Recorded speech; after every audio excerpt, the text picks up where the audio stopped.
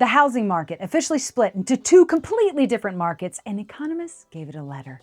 Welcome to Lien Report, the show where I explain real estate news despite possessing none of the qualifications traditionally associated with explaining real estate news or command of the word qualifications. I'm Taylor. Let's get into it. The housing market is now two housing markets. Economists have a term for what is happening in the American economy right now. They call it a K-shaped economy. So picture the letter K. One arm goes up, one arm goes down.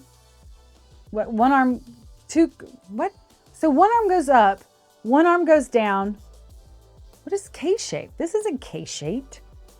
Anyway, they call it a K-shaped economy, okay? So one arm goes up, one arm goes down, two completely different directions at the same time. And this week, CNBC confirmed the housing market has fully, enthusiastically joined the K. Luxury homes are selling faster than ever. Rich people buying and selling those homes, yo. Bidding wars, shrinking inventory. Damn, what's wrong with me today? Okay, shrinking inventory. Lines around the block. God, that HOA is gonna be real mad about that. Better not step on that grass.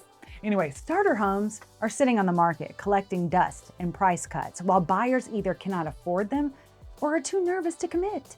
Same country, same interest rates, completely opposite realities. Zillow senior economist, Kara,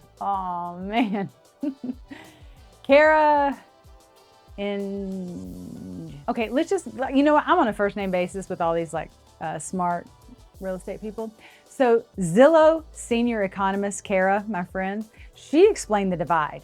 Stock market gains are lifting demand at the high end, while rising everyday costs are making it harder for first-time buyers to save for a down payment, which is a very polite way of saying, if your portfolio went up this year, congratulations on your new house.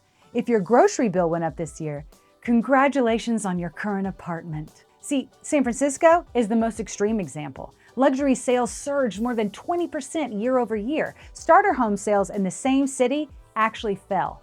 Same zip codes, completely different planets. Here's the silver lining, and it is a real one, so just, it's okay.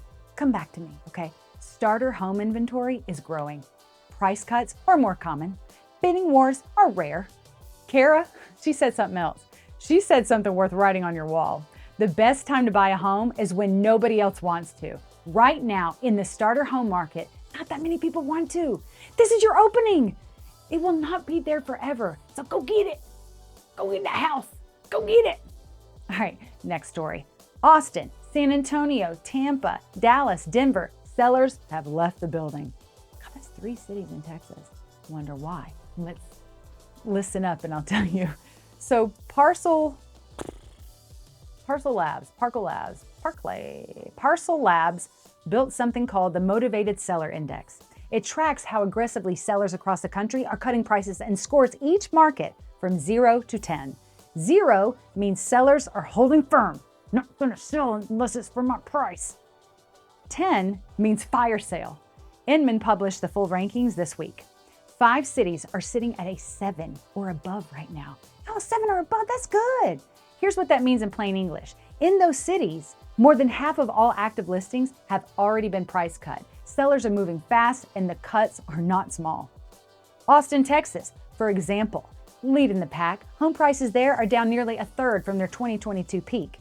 30.9% from peak. That's not a correction. That is Austin holding a going out of business sale and hoping someone walks through the door.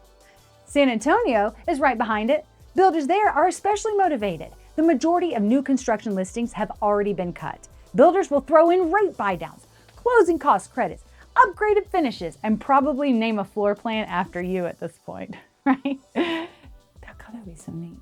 The Taylor floor plan. Sorry, I had to, okay, move on, Taylor. Tampa has the deepest cuts on average, and more than 1 in 10 Tampa listings is now priced below what the seller originally paid for the home. Tampa sellers are not negotiating. They are surrendering. Dallas has the most sheer volume of price cut listings of any market in the country. Builders make up a third of all Texas inventory right now, and they are very motivated to move units before winter. Denver, here we go through all these cities. Are you still listening right now?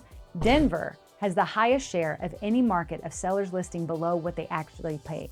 Taylor, sorry to my editor. Thanks, Matt.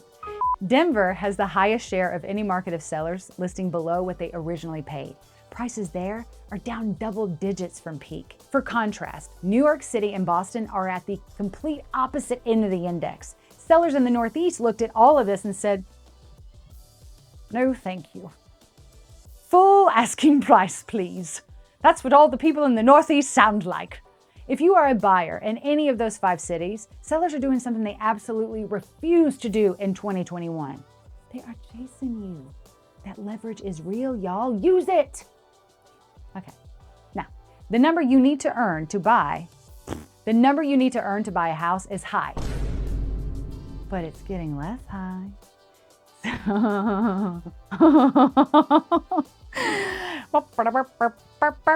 Redfin published their affordability report this week, and here is the headline number. You need to earn around $110,000 a year to comfortably afford the median-priced American home. 6 figures, y'all. The median American household right now earns about $87,600. So there is a gap of roughly $22,000 between what the average household earns and what they need to buy the average house. That is real. And I'm not going to pretend that it's not a lot. But here is what the headline did not tell you. The gap was bigger a year ago. It was. And bigger the year before that. Incomes are now growing faster than home prices for the first time since the pandemic. The gap is closing. Slowly. Oh, so slowly. But not fast enough to feel good, but closing, okay? So, silver linings, right? Redfin's senior economist put it plainly. The market is not becoming much more affordable, but it is becoming a bit more manageable. A bit more manageable. The bar's on the floor. They cleared it. We celebrate anyway. The part that actually gave me some hope, more than a third of all U.S. home listings are now affordable to someone earning the median income, and that share has been growing. It is nowhere near where it was before 2022, but it is moving in the right direction. Direction matters, especially when the direction has been wrong for so long. Okay, the jobs report was bad. Your mortgage rate might benefit. I know how that sounds. Okay, so the July jobs report came out Friday and it was not good, okay? The economy lost jobs last month. Not a lot of jobs, not a catastrophic number, but when Wall Street was expecting solid gains and instead the number came back negative, markets noticed. NAR's Lawrence Yun called the report concerning. That's all he said. Wage growth is running at its slowest pace in years. Now, I keep doing this today, and I'm sorry.